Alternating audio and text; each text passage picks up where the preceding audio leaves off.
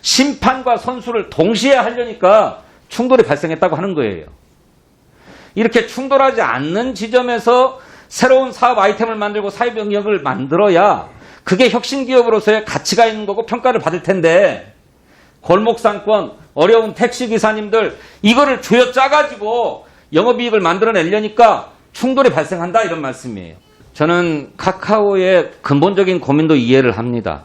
플랫폼 업체라고 하는 것이 이용자들을 많이 확보를 해야 플랫폼 업체로서의 경쟁력을 가질 수 있는데, 그것 때문에 이용자 확보를 위해서 그동안에 계속적인 투자가 이루어졌지요.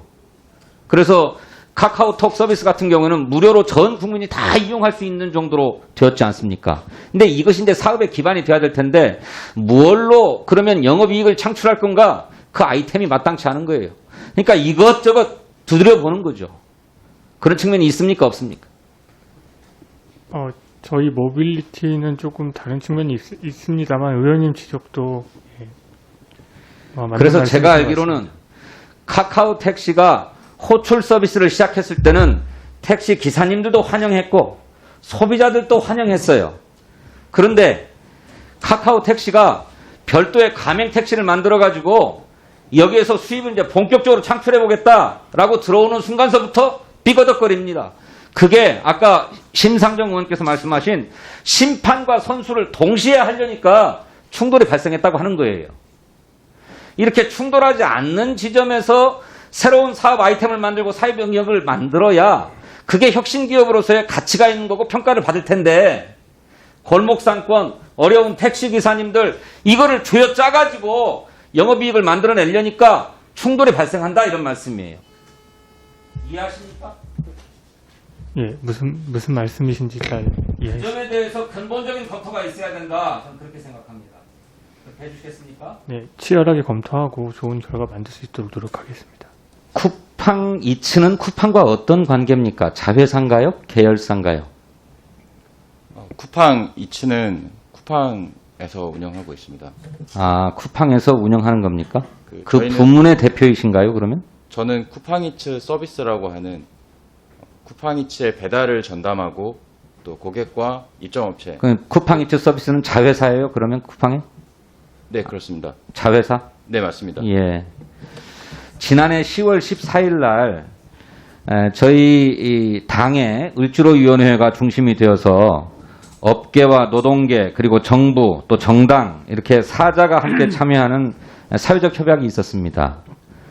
이륜차 배송 및 대리운전 표준계약서 도입을 위한 협약 체결이 있었는데, 그때 쿠팡의 대표도 참석을 해서 사인을 했어요. 물론 추경민 부사장이 대리해서 서명을 했습니다만, 그 협약에 쿠팡 이츠도 귀속됩니까? 안 됩니까?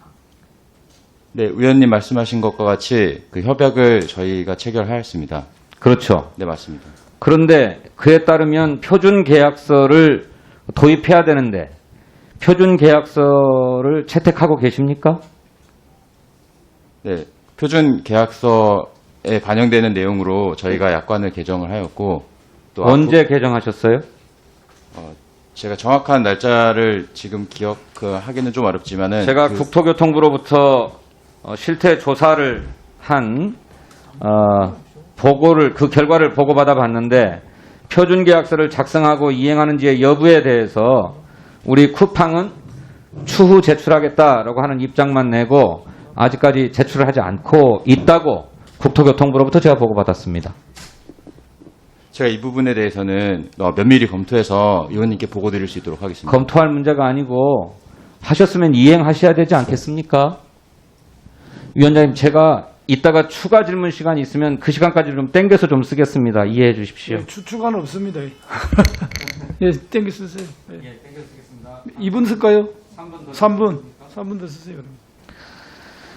이탈리아 밀라노에서도 이렇게 배달 라이더들의 사고가 폭증하니까 이탈리아 밀라노 검찰이 4개 배달업체를 조사해가지고 권고를 합니다.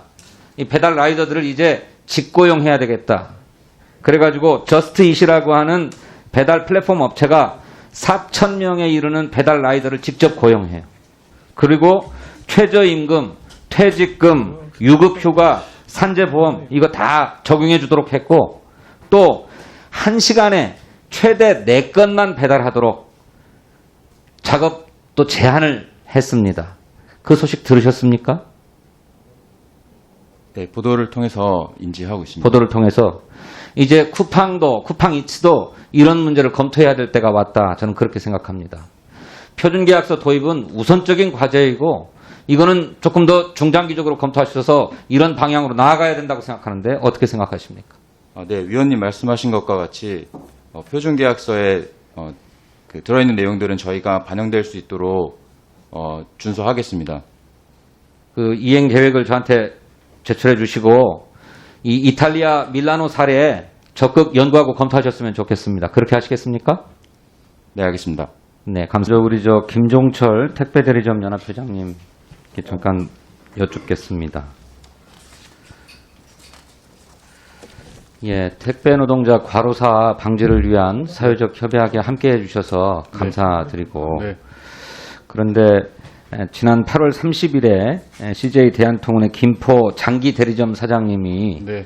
안타깝게 목숨을 스스로 끊는 일이 있었습니다. 그로 인해서 이 택배 현장에서 벌어지는 노조원들의 불법 집단 행동 네. 그리고 인격과 인권을 말살하는 과도한 폭언, 그다음에 행패 네. 이런 게 사회적 문제로 되었는데 역시 이렇게 노동 현장에서의 어떤 노동 규율은 노동권의 문제와 별개로 확립되어야 되는 문제라고 저는 생각하는데 네, 네. 어떻게 생각하십니까? 네, 저도 그렇게 생각하고요.